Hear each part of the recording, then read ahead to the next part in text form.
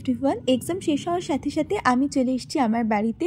তো আজকে আমি বাড়িতে কেমনভাবে দিন কাটাচ্ছি, এক্সামের পরে আমার কেমন কাটছে দিন, সেগুলোই তোমাদের সাথে শেয়ার করব। সকালে উঠে প্রথমেই আমার এই রোদে বসাটা না খুব ভালো লাগে, বাট বেশিক্ষণ রোদে বসার স্বাদটা আর পূরণ হলো না। মা সঙ্গে সঙ্গে বললো বিছানা পরিষ্কার করতে হবে। সকালে উঠে সবাই না তোমরা বেডটাকে মেক করে নেবে, কারণ বিছানা পরিষ্কার করাটা কিন্তু খুব দরকার। আমি বেডশিটটা চেঞ্জ করে দিলাম। বেডশিটটা চেঞ্জ করাবার পর তারপরে বালিশের ওয়েটগুলো আস্তে আস্তে লাগিয়ে দিলাম। এরপরে আমার খুবই খিদে পেয়ে গেছিলো, তো আজকে হচ্ছে মুড়ি, তেলে ভাজা মাখা, শসা আর একটা মাছ। আমি না মাছ খেতে খুব ভালোবাসি, আমার মতো কারা মাছ খেতে খুব ভালোবাসে সেটা অবশ্যই কমেন্ট করে জানাও। এরপরে আমি রেডি হয়ে গেছিলাম, কারণ আমাকে একটু বেরোতে হতো, কারণ আজকে একটা স্পেশাল জায়গায় যাব যেটার সাথে আমার অনেক নস্টালজিক ঘটনা জড়িয়ে আছে। তো সেটা এখন আর বলছি না, ভিডিওটা চলতে চলতে তোমরা দেখতেই পাবে যে কোথায় যাচ্ছি না যাচ্ছি। তো এরপরে আমি আমার আউটফিটটা একটু তোমাদের ডেসক্রাইব করে দিই। আমি একটা ব্লু কালারের ফুল স্লিভ টপ পরেছি, আর তার সাথে হচ্ছে তোমার একটা স্কার্ফ নিয়েছি, আর নিচে একটা ব্ল্যাক প্যান্ট, আর চুলটাকে এমনি জাস্ট নর্মাল এরকমভাবে বেঁধেছি। তো এইভাবে, আর কানে একটা ইয়াররিংস পরেছি, যদিও আমার এটা বোনের, আর হাতে একটা ঘড়ি, ব্যাস দ্যাটস ইট। তো চলো এবার বেরিয়ে পড়ি। তো আমি আর মা চলে এসেছি সেই স্পেশাল একটা জায়গায়, সাথে একটা আন্টিও আছে। তো আলটিমেটলি কোথায় এলাম এবার তোমাদের সাথে শেয়ার করি। আমি এসেছিলাম আমার পুরানো স্কুল সরিষা রামকৃষ্ণ মিশন সারদা মন্দিরে। ঢুকতেই প্রথমে চোখে পড়লো রামকৃষ্ণ সারদা দেবী আর বিবেকানন্দের একটা ছবি। এটাই হচ্ছে আমার স্কুলের নাম অ্যান্ড লোগো। এটা অনেক পরে হয়েছে, আমি যখন এই স্কুলে এসেছি পড়তাম তখন কিন্তু এসব কিছু ছিল না। তারপরে এখান থেকে দেখলাম এই বিল্ডিংগুলোতেই আমরা কিন্তু অ্যাকচুয়ালি পড়াশোনা করেছি। সামনের ঘরটা ছিল ক্লাস 10-এর ঘর। গোটা স্কুলটাকে দেখে না প্রচুর নস্টালজিক ফিলিং হচ্ছিল। আমি জানি আমি যখন এই স্কুলে পড়তাম, স্কুল থেকে আমি অনেক কিছু শিখেছি, আমার ডিসিপ্লিন থেকে শুরু করে সব কিছু। এটাই আমার স্কুলের মেন বিল্ডিং। এরপরে এখানে অ্যাকচুয়ালি চলছিল বাচ্চাদের অ্যাডমিশন, মানে যারা ক্লাস 5, 6, 7, 8-এ পড়ে তাদের অ্যাডমিশন চলছিল। আমার একটা বোন এক্সাম দিয়েছিল, তাই তার জন্যই অ্যাকচুয়ালি যাওয়া হয়েছিল এখানে, তাকেই অ্যাডমিট করাতে। এটাই ছিল সেই করিডোর যেখান থেকে আমরা প্রচুর দৌড়াদৌড়ি করতাম। এটা রুম নাম্বার 1, ক্লাস 10-এর ক্লাস হয় মেনলি এখানে। আমার আজকে সারাটা দিন এভাবেই কেটে যায়, এইসব কাজকর্ম সেরে তারপরে আমরা বাড়ি চলে আসি। এরপরে চলে এসো ডে 2-তে। এই দিন আমার একটা ভিডিও শ্যুট করবার ছিল একটা স্পেশাল ব্র্যান্ডের জন্য, তো সেই জন্য আমি রেডি হচ্ছি। অ্যাকচুয়ালি কী বলো তো, যখন আমরা নর্মালি রেডি হই তখন সেটা একটু আলাদা আউটফিট থাকে, বাট ভিডিওর জন্য যখন রেডি হতে হয় তখন একটু আলাদা করে ড্রেসিং অ্যান্ড অল করতে হয়। তো এইভাবে আমি রেডি হয়ে গেছিলাম। তারপরে ভিডিও শ্যুট করে নিই। তারপরে একটু আমার বেরোনোর ছিল, আমি, মা আর বোন একটা স্পেশাল জায়গায় যাব আজকে, সেটাও তোমরা আস্তে আস্তে দেখতে পাবে। তবে তার আগে তোমাদের সাথে আলাপ করে একটা মানুষকে। এই মানুষটা আমার দাদু। উনি অ্যাকচুয়ালি অ্যালজাইমার পেশেন্ট। অতটা ভালো করে উনি কথা বলতে পারেন না, কিন্তু ক্যামেরায় আসতে খুবই ভালোবাসেন। ক্যামেরার দিকেই তাকিয়ে আছে, দেখছো, হাতও নাড়ছে। তো এখন ওনার বয়স হচ্ছে 87। তো উনি এখনও আমাদের মধ্যে আছে, আমরা নিজেদের অনেকটা লাকি মনে করি তার জন্য। দাদুর সাথে গল্প টল্প করে আমি আর মা আর বোন 3 জনে বেরিয়ে পড়লাম একটা স্পেশাল জায়গার উদ্দেশ্যে। তো কোথায় তোমরা কি কিছু গেস করতে পারছো? যদি গেস করতে পারো তাহলে কিন্তু কমেন্ট করে জানিও। অটোর পিছনেই আমি বসি, বোন সামনে বসে, কারণ ওর একটু সামনে বসতে ভালো লাগে। নাও ফাইনালি তোমরা এতক্ষণে দেখে বুঝেই গেছো আমি কোথায় এসেছি। আমি এসেছি নিউ মার্কেট। আমার তো নিউ মার্কেটে শপিং করতে সেরাই লাগে, আর উইন্টার কালেকশন একটু চেক করবার ছিল। বাট এখানে এসে দেখলাম যে ক্রিসমাসের জন্য এত ভিড়, মানে ভাবতে পারবে না। যেখানেই যাচ্ছি সেখানেই ভিড়। আর এখানে কিন্তু 150, 200, 250-তে মানে অনেক ভালো ভালো জিনিস পাওয়া যায়, মানে ব্র্যান্ডেড অনেক তোমার জিনিসের অনেক ডিউপ প্রোডাক্টও কিন্তু এখানে পাওয়া যায়। তো আমরা অনেক কিছু শপিং করেছিলাম। আর স্পেশালি তোমরা যারা উইন্টার শপিং করতে চাও, এখানে একটা প্রো টিপ তোমাদের দিয়ে রাখি।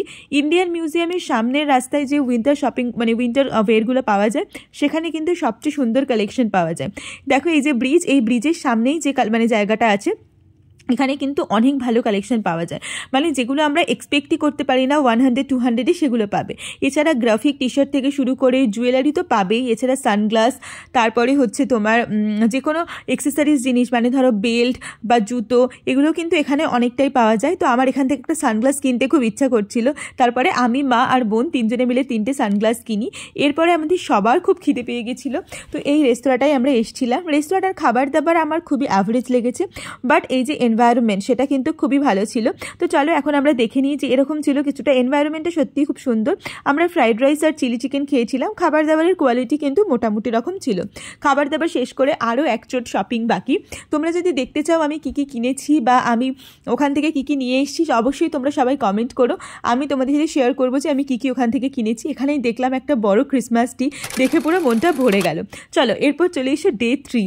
এই দিনকে ছিল আমার একটা বিয়েবাড়ি, আর বিয়েবাড়িটা আমার জন্য খুব স্পেশাল ছিল, কারণ আমাকে ইনভাইট করেছিল খুব স্পেশাল একটা গেস্ট। সেটা কে, সেটা একটু পরে শেয়ার করছি। আমি এখানে শাড়ি পরে রেডি হয়ে গেছিলাম, আমার মাকে বললাম একটু ক্যামেরাটা ধরে দাও, আর ক্যামেরাটা আসো নাকি মা নিজেই সেখানে ফোন করতে ব্যস্ত। আর তোমরা সবাই অবশ্যই কমেন্ট করে জানিয়ে যে মাকে কেমন লাগছে। মা সবসময় পিঙ্ক পিঙ্ক পরতে ভালোবাসে, তো আমি তো এই লাইট পিঙ্কটা পরেছিলাম। এরপরে একটু অ্যাস্থেটিক ফটোশ্যুট করার চেষ্টা করছিলাম, তো চলো সেটা দেখে নিই।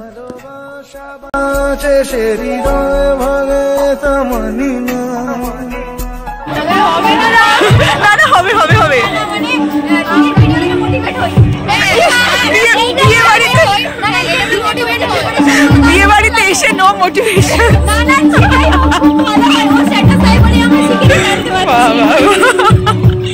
তুই কি বলবি?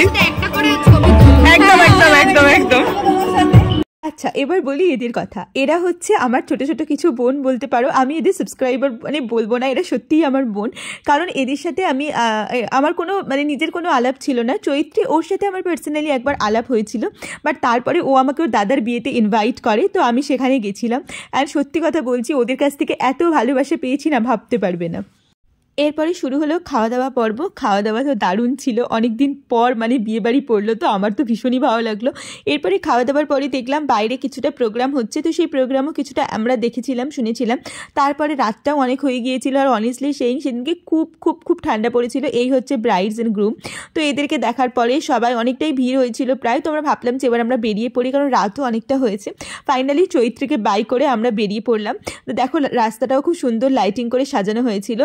আর আমি তো মানে পুরো ঠান্ডায় কাঁপছি, কারণ আমার কাছে শুধু এই সোয়েটারটা আছে আর শাড়ি আছে, আর মাথার মধ্যে কিছু নিয়ে আসিনি। হ্যালো এভরিওয়ান, সো আমি এই মাত্র বিয়েবাড়ি থেকে ফিরলাম। বিয়েবাড়ির কিছু ব্লগ তোমরা দেখতে পেলে।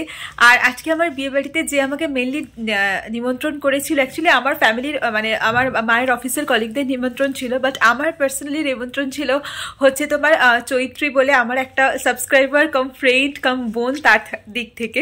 তো আমি শুধু একটা কথাই বলতে চাই যে আজকে ওখানে গিয়ে আমার আরও 9-10 জন প্রায় ছোট ছোট বোনদের সাথে আলাপ হলো। অ্যান্ড অনেস্টলি সেইং এত ভালো লাগলো মানে বলার মতো নয়। মানে সেজন্য আমি জাস্ট বাড়িতে এসেই মানে একটা ছোট করে ভিডিও ক্লিপ শ্যুট করে রাখলাম, কারণ সত্যি বলছি এত ভালো লেগেছে। আমি মানে ভাবতেও পারিনি যে কখনো এত ভালোবাসা পাবো তোমাদের থেকে। সত্যি তোমরা যখন আমার সাথে তোমাদের যখন দেখা হয়, তোমরা যখন কথা বলো, তো আমার লাইক সত্যি ভীষণ ভালো লাগে। মনে হয় যে কিছু তো মানুষের জন্য কিছু করতে পেরেছি, কিছু ছেলে মেয়েদের কাছে তো অন্তত মানে ওই ভালোবাসার জায়গাটা হয়ে উঠতে পেরেছি, যেটা আমার কাছে সত্যি ভীষণ ভালো। তো তোমরা আমাকে যেখানেই দেখো, অনেকেই বলো দিদি তোমাকে দেখেছিলাম বাট কথা বলতে পারিনি, তো আমি এটাই বলবো যে অবশ্যই কথা বলো। So that's it, so I am very happy. Now let's come to day 4। এই দিনকে আমি সকাল সকাল স্নান টান করে ময়শ্চারাইজার সানস্ক্রিন মেখে রেডি হয়ে গেছি, বিকজ এই দিনকে আমার বাড়িতে ছিল একটা ছোটোখাটো পিকনিক। আর মা দেখো এখানে মাংস রান্না করছে, মাংসটা কিন্তু ভীষণ ভীষণ টেস্টি হয়েছিল। অনেক লোকজন ছিল, প্রায় 10-12 জন লোক, সবাই ছিল মায়ের অফিস কলিগ মেনলি। তো তাদেরকে নিয়েই মেনলি রান্নাবান্না খাওয়া দাওয়া এইসব হয়েছিল। এর সাথে হয়েছিল ফ্রাইড রাইস। এটা হচ্ছে ফ্রাইড রাইসের মধ্যে যেগুলো আমরা অ্যাড করি সেগুলো। আর এখানে মা, আমি, দিদা তিনজনে মিলে ফ্রাইড রাইসটা অ্যাড করার চেষ্টা করছিলাম। অ্যাড করার পরে কিন্তু দুর্দান্ত দেখতে হয়েছিল, যেমন দেখতে হয়েছিল তেমনই খেতে হয়েছিল। তো আমি তো তেমন একটা রান্নাবান্না করতে পারি না, তো আমি চেষ্টা করবো পরবর্তীকালে কিছু রান্নাবান্না শেখার। এরপর সবাই এসেছিলো এখানে, আমার বোন, দিদা, আন্টি, মা সবাই মিলে খাওয়া দাওয়া করলো। আর এখানে আন্টিরা বসে বসে গল্পগুজব করছিল, ঠিক আছে, ওরা বলছে ভিডিও করিস না। এনিওয়ে এরপরে আমরা সবাই খাওয়া দাওয়া শেষ করে স্প্রাইট খেলাম, কারণ খাওয়া দাওয়ার পরে স্প্রাইট খাওয়াটা খুব ইম্পর্টেন্ট। আর আমার মায়ের অফিস কলিগরা কিন্তু ভীষণ ভীষণ এন্থু করে, এখন ওরা বলছে ছবি তোল এইসব করছিল, ঠিক আছে। তো আমারও বেশ আনন্দ হলো, বাট অনেক দিন আনন্দ করতে করতে ফাইনালি সেই দিনটা এসেই গেল, যেই দিনটা হচ্ছে সকাল সকাল আমার ট্রেন, অ্যান্ড আমাকে ফিরতে হবে মালদা মেডিকেল কলেজ। মনটা একটু খারাপ লাগছিল, বাট ঠিক আছে, অনেকদিন কলেজ থেকে দূরেও আছি, এবার তো কলেজ যেতেই হবে। কলকাতার মায়া কাটিয়ে কলকাতার প্রিন্সেপ ঘাট, বাবুঘাট সব কিছুকে লেফটে রাইটে ফেলে ফাইনালি আমাকে পৌঁছে যেতে হবে মালদা মেডিকেল কলেজের বুকে। সত্যি খারাপ লাগে। ফাইনালি আমি পৌঁছেই গেলাম হাওড়া স্টেশন। অনেকদিন বাড়িতে থাকার পর না যখন চলে যেতে হয় তখন মনটাও খুব দুঃখ লাগে। মা এবারে আমাকে ছাড়তে আসেনি, আমি, ড্রাইভার কাকু আর আমার বোন এসেছিলাম, তিনজনে মিলে। তো আমরা ফাইনালি পৌঁছে গেলাম হাওড়া স্টেশনে। তো এখানেও আমরা যখন এলাম তখন প্রায় সকাল আমার 7:50-এর ট্রেন আছে তখন প্রায় 7টা বাজে। আমরা অনেকটা তাড়াতাড়ি পৌঁছে গেছিলাম, প্রায় 1 ঘন্টা আগে। আর সত্যি প্রতিবার যখন কলেজ থেকে আসি না খুব ভালো লাগে, কিন্তু যখন আবার ফিরে যেতে হয় তখন একটু কষ্ট হয়। এটা ছিল কিছুটা হাওড়া স্টেশনের ছবি। এখানের কর্মব্যস্ততা দেখলে সত্যি মানে মনে হয় তখন আর অতটা দুঃখ লাগে না, তখন মনে হয় সবাইকেই তো দূরে যেতে হয়। আর আমাকে এই দিন ছাড়তে এসেছিল আমার বোন, তো ওই মেনলি আমাকে বলছে আমাকে ট্রলি দে, বাট কাকু ট্রলি নিয়েছিল, ও আমার ব্যাগ ট্যাগ নিয়ে যাচ্ছে। তো ফাইনালি আমি ট্রেনে উঠেও পড়েছিলাম। অ্যান্ড ট্রেনে উঠেও আমার অ্যাকচুয়ালি সাইড আপার সিট পড়েছিল, বাট আমার একটা টাইম ছিল বলে আমি নিচে বসেছিলাম। 7 আওয়ার্সের জার্নির পরে ফাইনালি পৌঁছে গেলাম মালদা মেডিকেল কলেজ। আমি একটা টোটো বলে নিয়েছিলাম স্টেশন থেকে, ওইগুলো তো আমি একা ছিলাম সেই জন্য আর ভিডিও করতে পারিনি।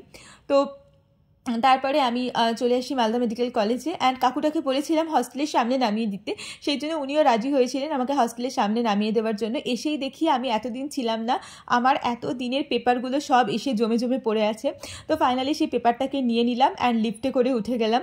আমাকে যেতে হবে 4th ফ্লোর। মাঝে মধ্যে এই লিফটটা কাজ করা বন্ধ করে দিত, থ্যাঙ্ক গড কি আজকে কাজ করছে, কারণ লাগেজগুলো হয়েছে খুব ভারী। আর এত ভারী লাগেজ নিয়ে যদি আমাকে উঠতে হতো না আমি একদমই পারতাম না। সো ফাইনালি আমি পৌঁছে গেছি। আর খুব ভালো লাগলো আজকে তোমাদের সাথে বাড়ির ব্লগ শেয়ার করলাম, অ্যান্ড কীভাবে মালদা কলেজে এলাম সেটাও শেয়ার করলাম। সো ফাইনালি এটা হচ্ছে আমার রুম। এই রুমের সামনেই আমি ব্যাগপত্র রেখে দিয়েছি। আমার রুম নম্বর হচ্ছে 407। এর পরের ভিডিওটা অবশ্যই পরের পার্টে আসবে। তো বাস আজকে হচ্ছে এই অবধি, পরের ভিডিও পরের পার্টে। স্টে টিউন থেকো, সাবস্ক্রাইব করো, বাই।